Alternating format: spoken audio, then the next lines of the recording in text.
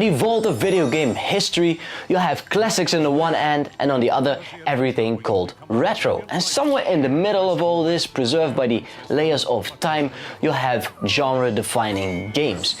Games that had such an impact, they became a template for other games to follow.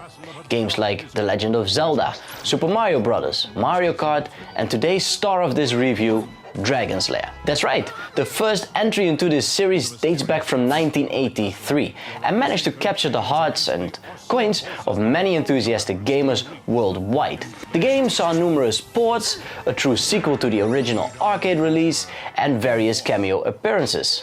Last year I had the pleasure of running into some of this original artwork during the live stream I did for the Game On live event right here in San Jen. And it is so cool to see this finally coming to the Nintendo Switch, my favorite platform of choice, and I am that excited that I want to share this with you, and I'm giving away a copy of the game. All you have to do is enter the giveaway down in the description below. Be sure to hit that like button if you're enjoying this review, and let's have a look at the Lair Trilogy for the Nintendo Switch. The Dragon's Lair formula is as unique as it is charming and tough. The core workings of it are explained through the optional tutorial mode in the first entry in this collection.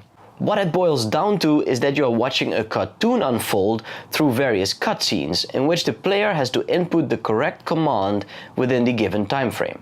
There are only 5 inputs required for these games, namely the 4 directional buttons through the D-pad or joystick and the A button for weapon effects. Sounds fair, right? Well, it can be tough. Double tough at times. Depending on your playstyle, either with the help of the directional inputs or in the arcade modes, which I will explain later on, or even just by in-game flashes indicating which button to press, it can be very tricky. Especially in the first iteration, in which the overall time allowed for a button press is quite short. But once you've mastered the basics of it, you're all set to play through all 3 games in this collection. The 1983 release of Dragon's Lair was a revelation in the video gaming industry, which was saturated with pixel-based games and the vector graphics from companies like Atari. For more on that, be sure to check out my review of the Atari Flashback collection for the Nintendo Switch. Dragon's Lair not only offered a completely new way of playing by interacting with a full-fledged cartoon, but it also came with a refreshing graphic style by making use of the Laserdisc, which laid the foundation for later developments towards the compact disc or CD, the DVD and the Blu-ray discs. But as with all new technologies, there were more than a few hurdles. And because of the way the game was set up, the laser required to read the disc had to pull heavy duty and was worn out rather quickly. This resulted in a high cost for the arcade machines to stay in operation. It did not, however, hold back enthusiasm of the players, as it raked in $32 million, well over $80 million in today's currency, within the span of only 9 months of being on the market. As a result, the game was ported to various gaming devices, bringing Dirk and Daphne to a wider audience as time went on.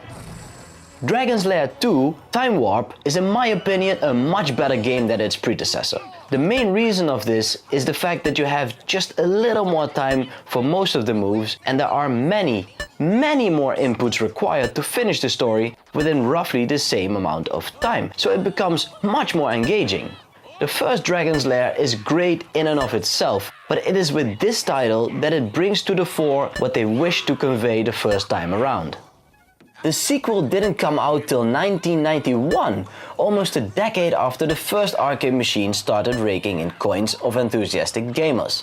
And while it stays true to the original cast with the hilariously heroic Dirk the Daring and Princess Daphne, drawn in the same art style and using the very same game format, the game's workings are actually much closer to Space Ace, which was released only a year after the original Dragon's Lair.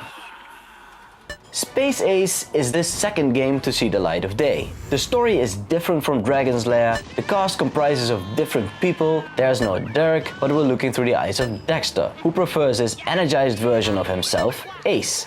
And instead of saving Princess Daphne, Ace sets out to rescue his precious Kimberly. Thanks, I'll walk.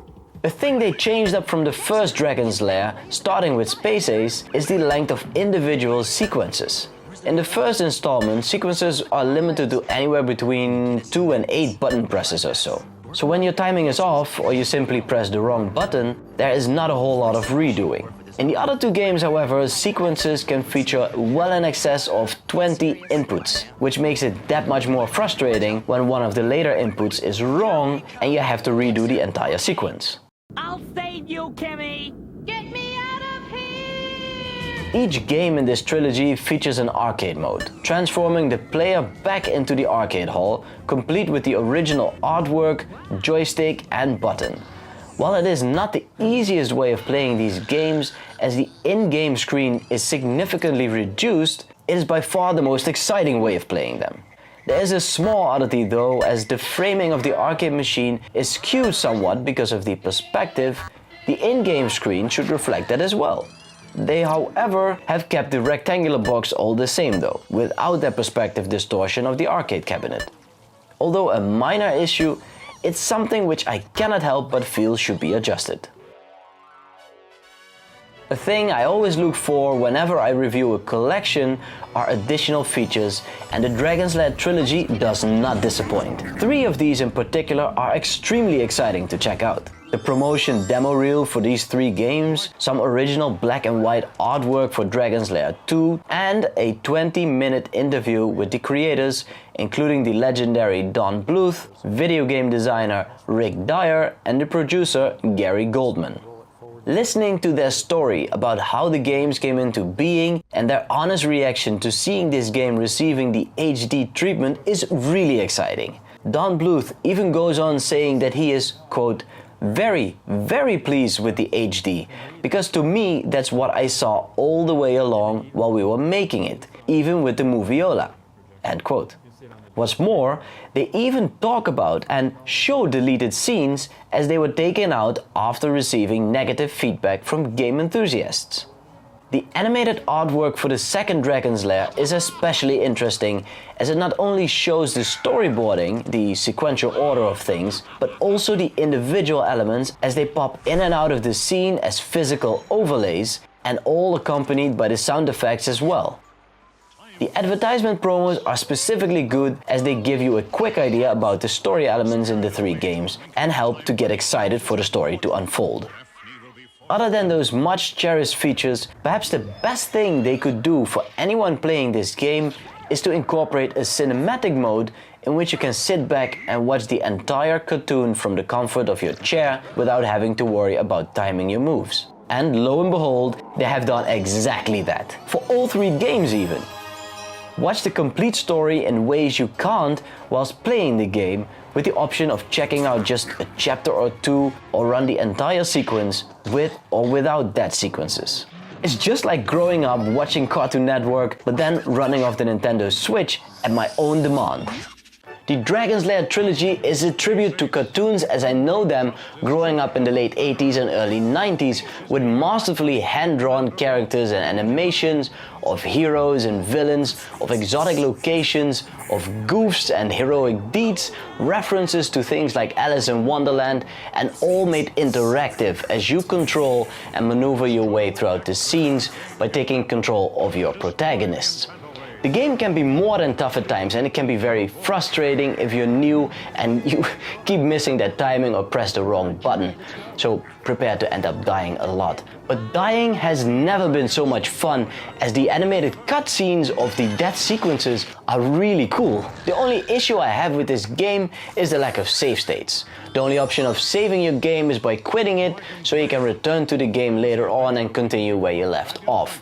It's a very limited way of saving your game, but really this is just nitpicking, as I absolutely love this release and all of its additional content, and I absolutely recommend adding this to your collection for all of the goodness it gives in terms of animation, the interactive elements, and don't even get me started on the music in the main menu. The collection is currently listed for $19.99, and if you're lucky enough, you can even win that free copy that I'm giving away by entering the giveaway down in the description below. Big shout out to Digital Leisure for sending me this review copy to check out. Thank you guys for watching today. If you're new to the channel, be sure to subscribe, and you know what, hit that like button if you're enjoying these reviews, and I will see you next time.